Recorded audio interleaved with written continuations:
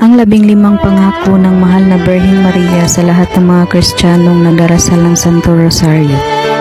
Number 1. Sino mang matapat na magsilbi sa akin sa pamamagitan ng pagdarasal ng Rosario ay makakatanggap ng mahalagang grasya.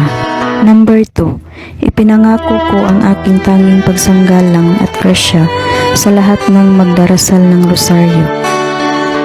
Number 3. Ang Rosario ay isang malakas na baluti laban sa impyerno. Ito ay makakagiba ng bisyo, makakabawas ng kasalanan, at makakalaban sa maling pananampalataya. Number 4. Magiging sanhi ng kabaitan at mga banal na gawain para sa kaluwalhatian.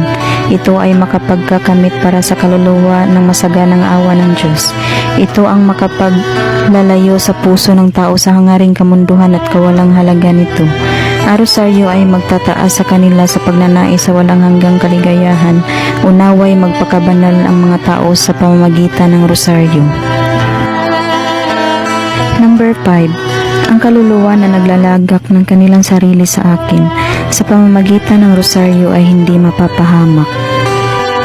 Number 6. Ang sino mang magdarasal ng taimtim ng Rosario habang nagninilay ng mga misteryo ay hindi malulupig sa kasawiang palad. Siya ay hindi parurusahan ng hustisya ng Diyos.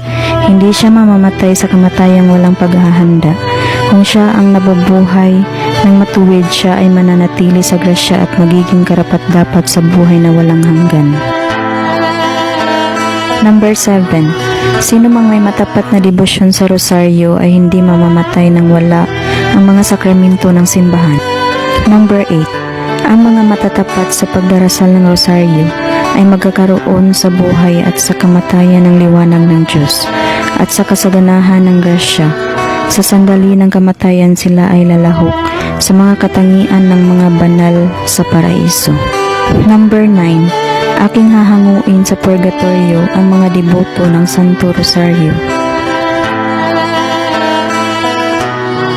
Number 10.